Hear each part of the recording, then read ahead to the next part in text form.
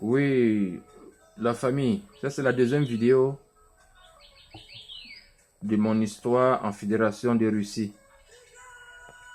Donc vous avez la première vidéo, ça c'est la deuxième. Pour continuer de vous informer encore de ce qui s'est passé il y a 6 ans, il y a 7 ans, il y a 8 ans. La deuxième vidéo consiste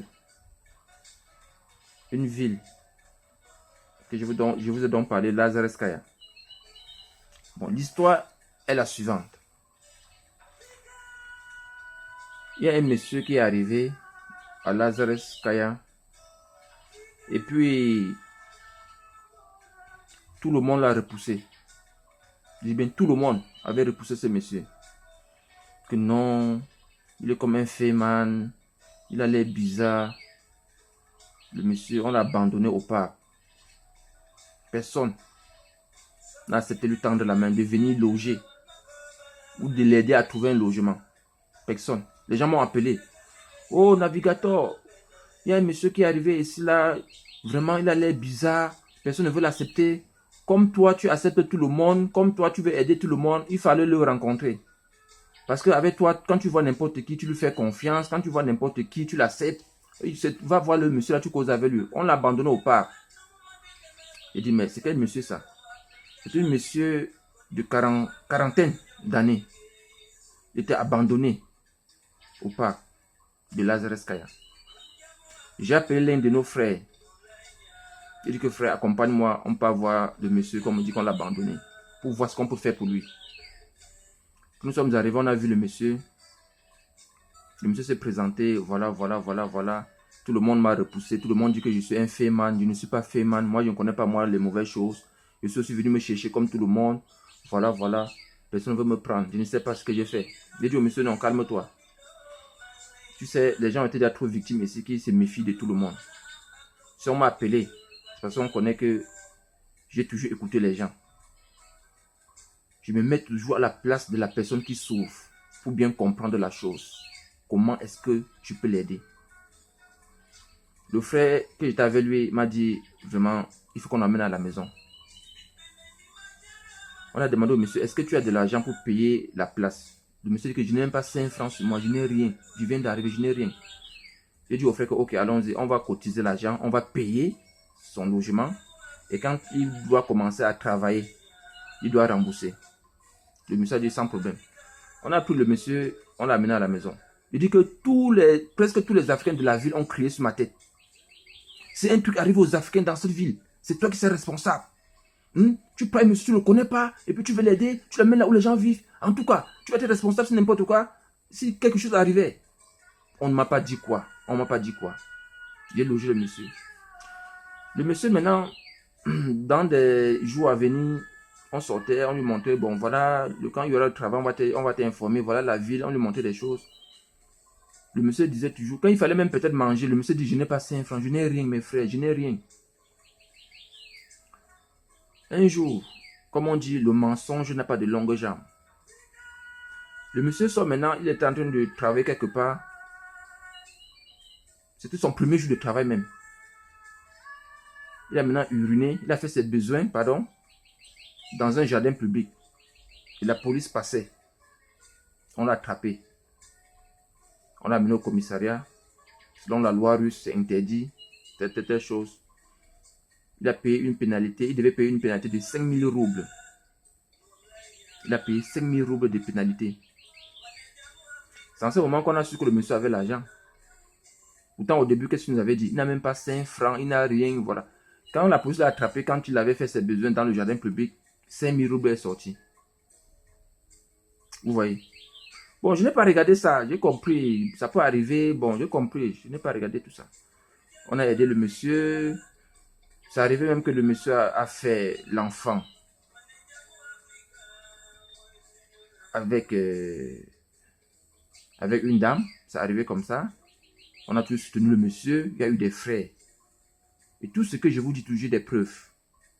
Si celui qui doute, qu'il me mette au défi. J'ai des preuves de ce que je fais. On est allé rendre visite. On a fait le voix bébé. On a vu le bébé. Voilà.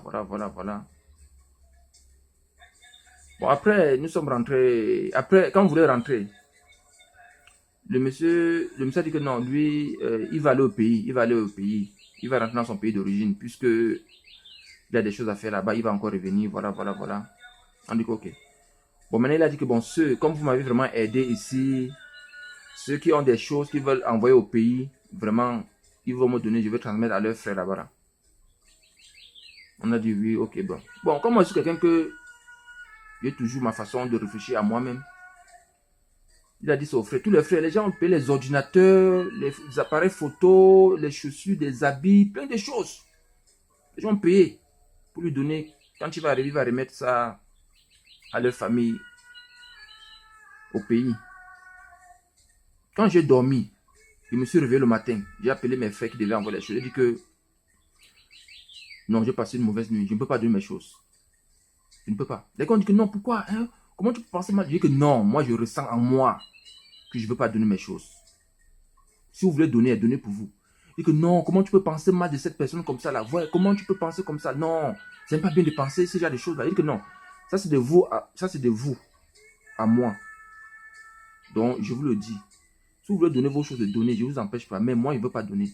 Il dit que non, il ne peut pas mener les idées comme ça, frère. Vraiment, c'est même pas bien. Il dit que ok, je vais au moins donner l'appareil photo et la caméscope. Là, lui, il va arriver, il va donner à mon frère. Le reste des choses, il ne va pas donner. Quand il va arriver à Moscou, ou bien je veux trouver des... Je veux me sentir, quand mon corps va me dire que oui, vas-y, je vais le faire. Un frère devait donner 2000 $ pour payer la pension, devait expédier, pardon, 2000 $ pour expédier la pension de son frère qui était au pays.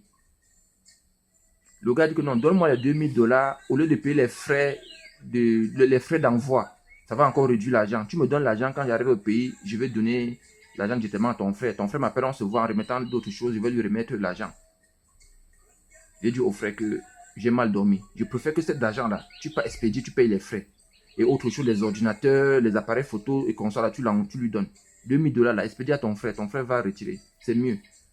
Il a dit que vrai, tu as raison. Et que ouais, je vais faire comme tu as dit. L'autre frère aussi acheté donc les gens ont donné les ordinateurs, les appareils photo, les habits, plein de choses. On a donné au gars. Le gars, il a fait ce truc, il est parti. On était encore au sud. Il est parti avant nous. Il devait venir à Moscou pour remplir certaines formalités et rentrer. Il y avait certaines formalités qu'il devait remplir dans des ambassades. Dans son ambassade en Fédération de Russie avant de rentrer. Bon, le jour le gars devait rentrer, il a eu des problèmes à l'aéroport. Il a eu des sérieux problèmes à l'aéroport.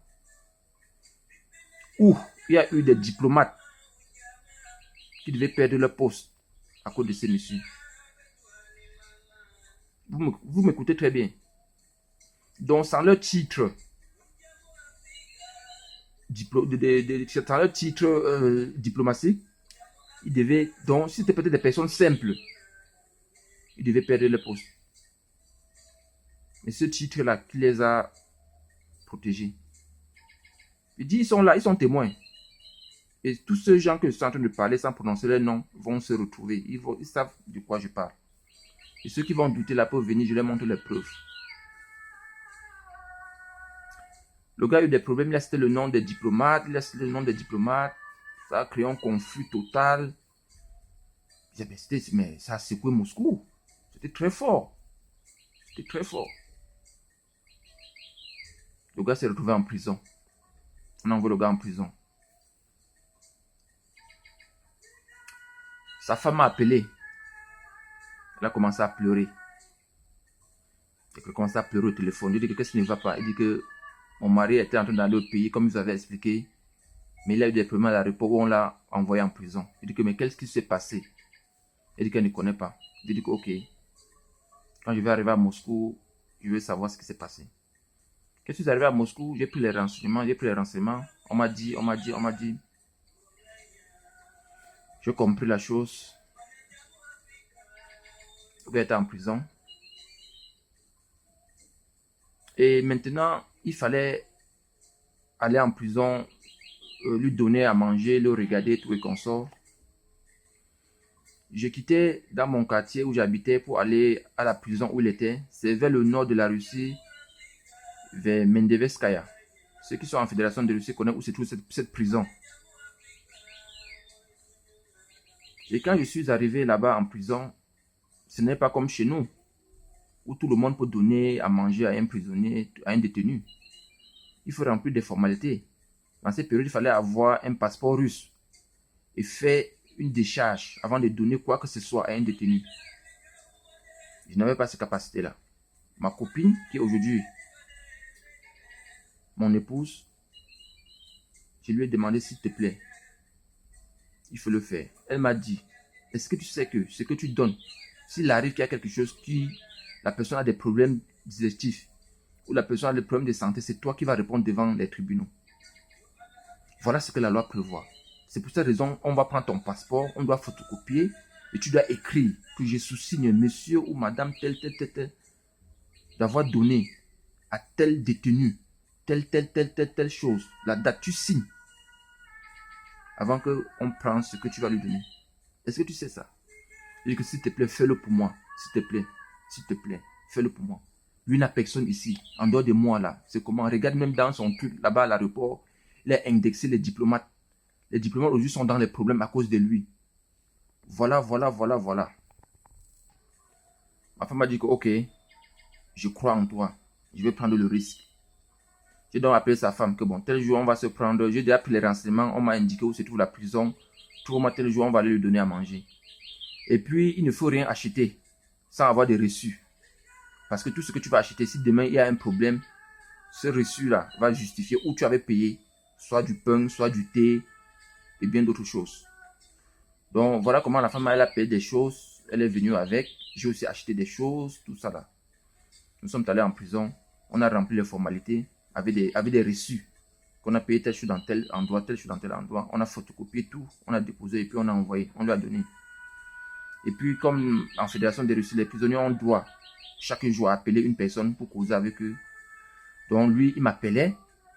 Et puis, on causait. Il me remerciait vraiment. Merci pour ce que tu as envoyé. Merci vraiment. Dis merci aux frères qui sont en train de contribuer. Merci vraiment. Quand je vais sortir, je vais tout expliquer ce qui s'est passé. Vraiment. Que ceux qui sont fâchés contre moi m'excusent. Vraiment, j'étais troublé. Vraiment. Donc, il me disait des choses qu'on causait. Quand il avait droit à appeler une personne pour causer, il m'appelait. Donc, voilà comment,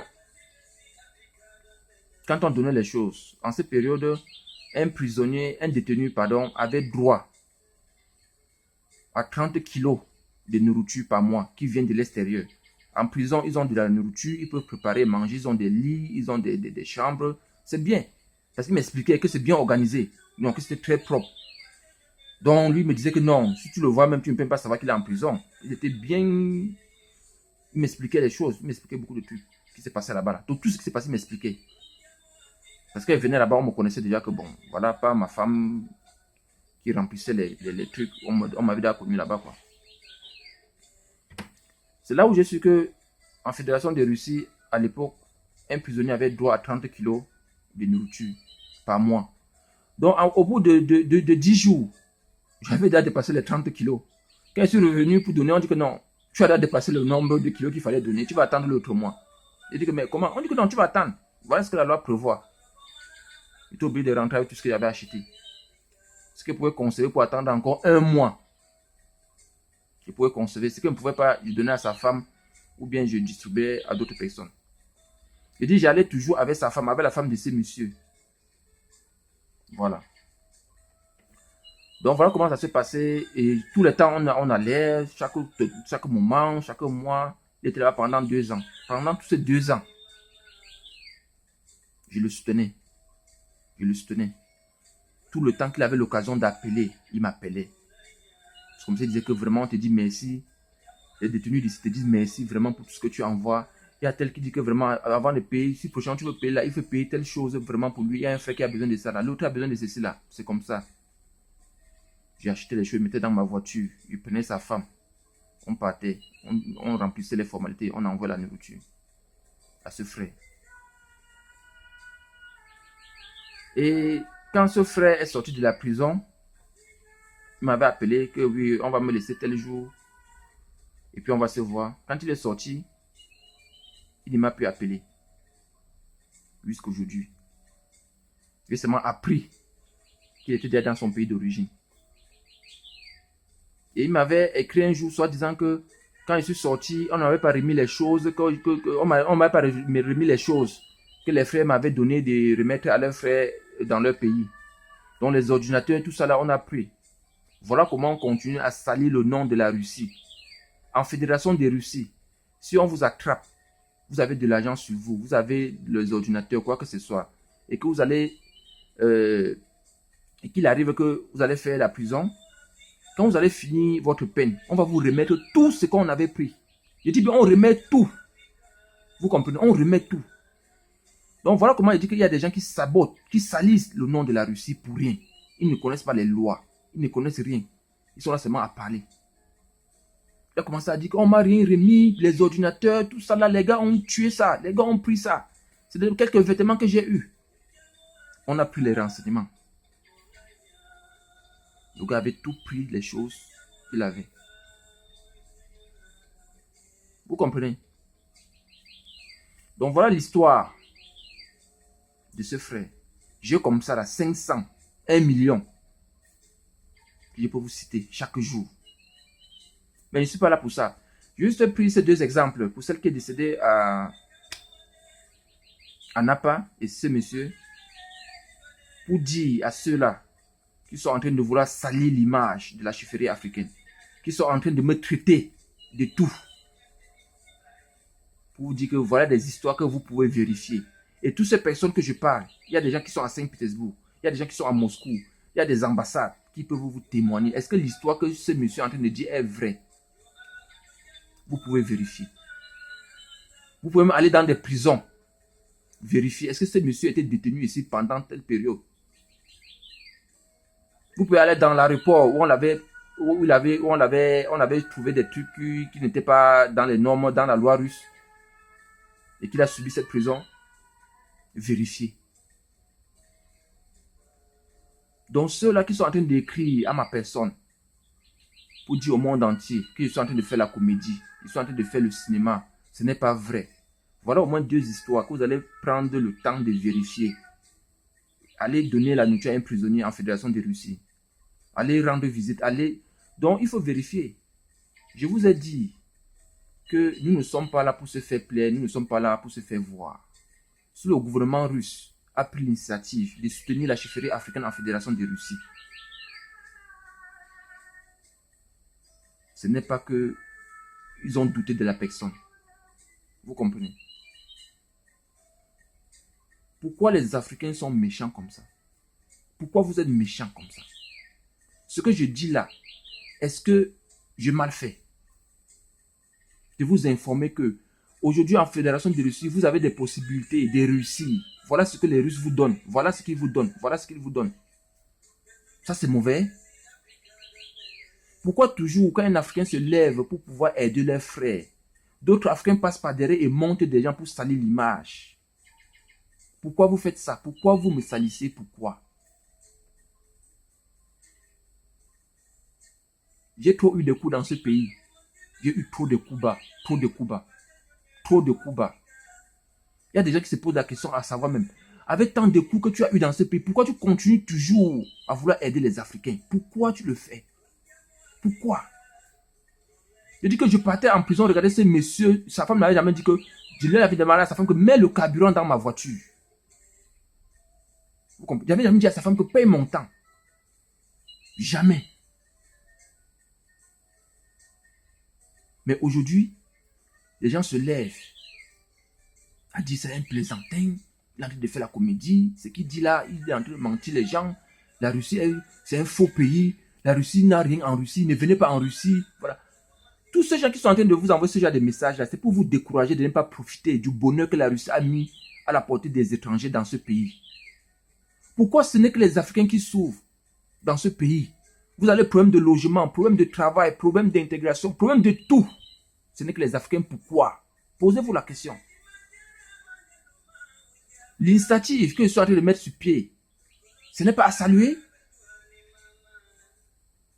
Vous dites que tu peux venir en Fédération de Russie avec un visa touristique et tu obtiens un visa de travail de 3 ans.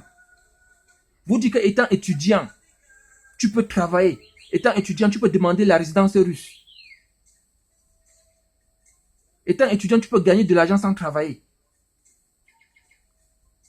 Tout ça, c'est mal fait, c'est mal, c'est mauvais.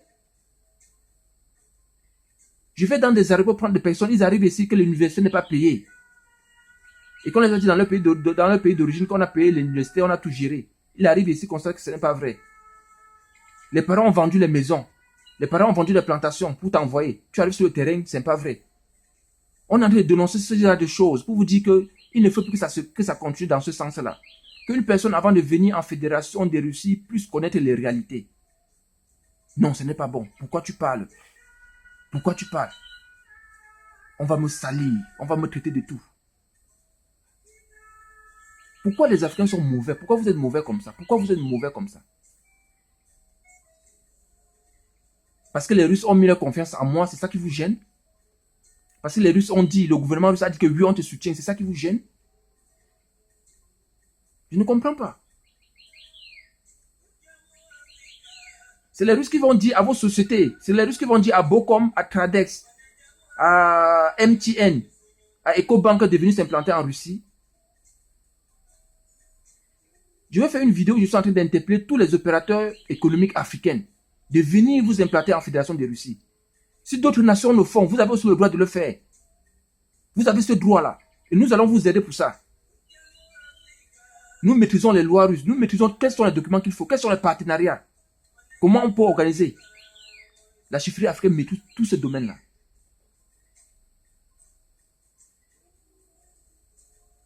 Pourquoi KGBN n'est pas en Fédération de Russie? Tout ça, c'est sans publicité, pardon. Il y a des biens étrangers que vous avez dans vos pays d'origine en Afrique. On trouve ça en Fédération de Russie. Pourquoi vos biens africains, fabriqués par vos pères, ne sont pas en Fédération de Russie? Vous vous plaignez que, oui, on n'a pas le travail en Russie, on n'a pas... Pourquoi vos opérateurs économiques ne viennent pas s'implanter en Fédération de Russie? Pourquoi les Chinois n'ont pas les mêmes problèmes? Pourquoi les Français n'ont pas les mêmes problèmes? Pourquoi les Américains n'ont pas les mêmes problèmes? Pourquoi les Arméniens n'ont pas les mêmes problèmes? Pourquoi ce n'est que les Africains qui ont ce problème? Aujourd'hui, j'ai mis une plateforme pour pouvoir sensibiliser, orienter, aider, afin que chaque Africain puisse se sentir comme chez lui. Parce que c'est possible, on me traite de tout nom. Ceux qui sont là, ils sont en train de m'insulter, ceux qui sont en train de me menacer, tout ça là. Pourquoi vous êtes mauvais comme ça? Pourquoi vous êtes mauvais comme ça, les Africains? Pourquoi vous êtes mauvais comme ça? Un moment dans la vie, il faut s'asseoir et se poser la question. Est-ce que j'ai osé avant de ne pas avoir? Est-ce que j'ai demandé? On ne m'a pas donné. Quand je dis que la Russie est le pays le plus vaste du monde, il y a des étudiants ici qui sont là depuis 4 ans, ils ne connaissent pas où se trouve leur ambassade. Ils n'ont pas de carte consulaire, donc ils ne peuvent même pas être boursiers. Tu vas voir, il y a des étudiants qui ont des 12 de moins, des 15 de moins, qui devaient remplir seulement les formalités pour être boursiers. Ils n'ont pas de carte consulaire. La chefferie africaine est en train de se déplacer dans des villes pour prendre les doléances avant de les transmettre aux ambassades. Que voilà, afin qu'on puisse trouver comment on va vous aider. Non. D'encourager l'initiative, non, il ne faut pas encourager. Il faut insulter, il faut dénigrer, il faut salir. Pour salir, les Africains sont forts. Pour insulter, vous êtes forts. Mais pour encourager, vous n'êtes pas là. Je tiens à vous dire, même s'il arrivait qu'il y avait un seul Africain qui devait soutenir l'initiative de la chefferie africaine, la chefferie africaine doit prendre toutes les précautions que cet Africain puisse vraiment retrouver ce que nous sommes en train de faire, qu'il puisse retrouver cette joie de vivre, qu'il peut se rouler en voiture pour aller étudier comme d'autres enfants, qu'il peut se vivre dans une maison avant d'aller étudier, comme d'autres le font. Et je vous rappelle encore que la chefferie africaine est là pour des Africains et les étrangers. Que tu es français, tu es américain, tu es canadien, tu es chinois, et que tu as besoin de certaines choses, en Fédération de Russie, tu peux toujours passer par la chefferie africaine. Et je vous le dis encore que la chefferie africaine sera représentée dans tous les pays du monde entier où va se trouver l'ambassade russe, où se trouvera une ambassade russe, la chefferie africaine sera représentée.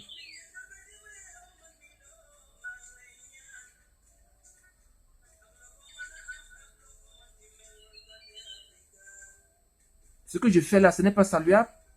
Non, il faut dénigrer, il faut l'insulter. Je vous dis que je vais dans les aéroports chez les Africains. C'est moi qui connais ce que les Africains vivent ici en Fédération de Russie. Je peux vous dire ce qui leur manque. Je peux vous dire qu'est-ce qu'il faut faire. Ils vont améliorer les conditions. La solution est là. Je n'ai pas commencé par là parce qu'il fallait d'abord sensibiliser des gens. Il fallait d'abord les informer. Vous comprenez?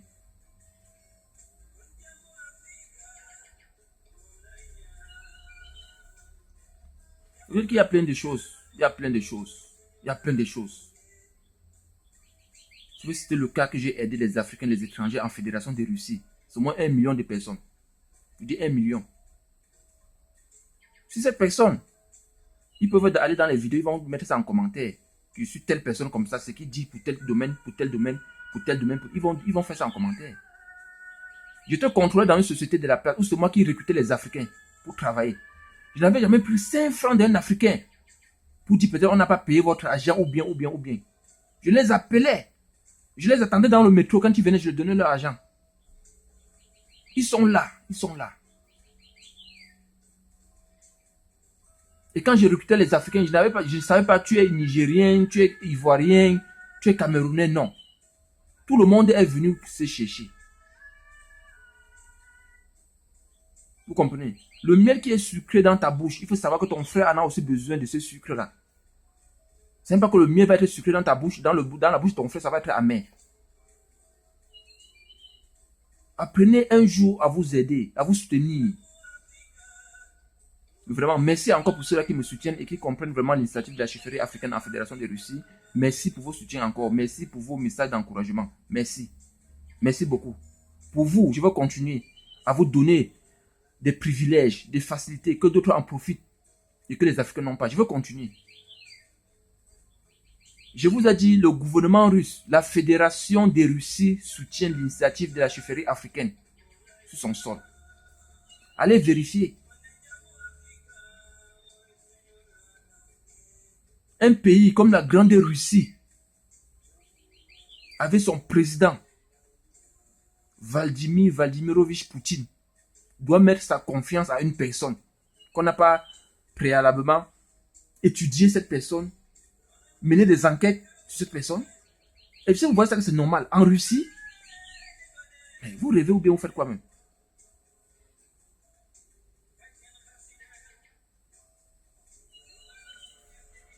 Donc, excusez-moi un peu du temps, s'il vous plaît.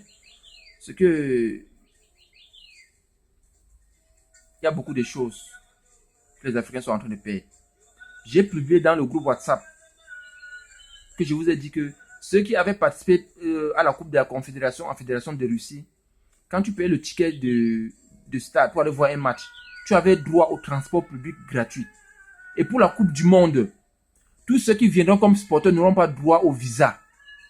Et les transports publics seront gratuits. Ça veut dire que tu quittes Moscou pour Sochi, gratuit. Tu quittes Sochi pour Saint-Pétersbourg. Tu quittes Saint-Pétersbourg pour Kazan. Tu quittes Kazan et Ekaterinbourg. Donc tu prends le transport gratuitement, les transports publics. TGV, le train, le bus, c'est gratuit. Les Africains ne savent pas. Je dis, vous n'avez pas besoin de visa pour venir comme sporteur pendant la Coupe du Monde 2018 en Fédération de Russie. Vous n'aurez pas besoin de visa. Vous avez votre carte de sporteur. Ça va. Vous venez en Fédération de Russie. Voilà le message qu'on est en train de vous donner. Les gens sont en train de profiter. Tout le monde entier va venir en Russie. Ils vont seulement payer leur billet d'avion. Ils vont venir en Russie. Vous allez dire que, je vais faire comment? Je vais faire comment? On est en train de vous donner le bénéfice que les gens sont en train de profiter. Vous ne regardez pas. Vous ne regardez pas. Non. Non, il est en train de nous tromper. Ça, c'est faux. Ce n'est pas vrai. C'est le théâtre. Allez vérifier.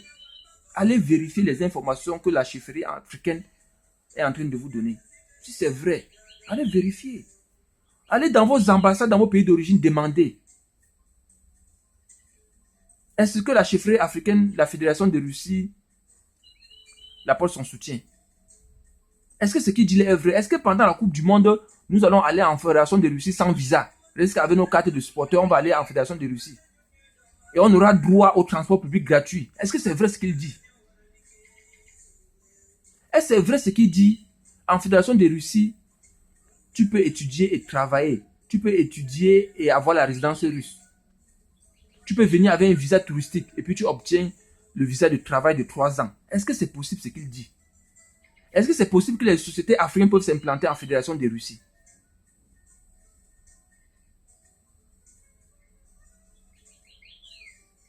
Je vais faire une vidéo spéciale pour interpeller les opérateurs économiques africains de venir s'installer en Fédération de Russie. Et nous allons vous aider dans tous les plans. Et nous avons des projets même pour des présidents. Comment ils peuvent faire pour ne plus financer les ambassades en Fédération de Russie.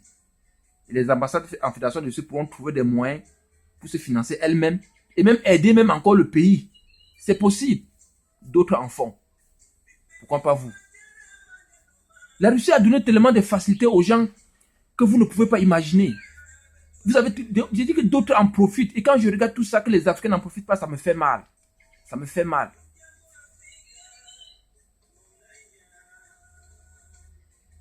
Les Français en profitent. Les Américains en profitent. Les Arméniens. Les Italiens. Tous ces gens en profitent. Les Allemands, ils en profitent. Tous en profitent. Pourquoi pas les Africains? Pourquoi pas vous? Pourquoi? Pourquoi vous n'en profitez pas? Ici, c'était la fédération. Ici, c'était la chefferie africaine, pardon. En Fédération de Russie. Restez des nôtres. Le meilleur reste à venir.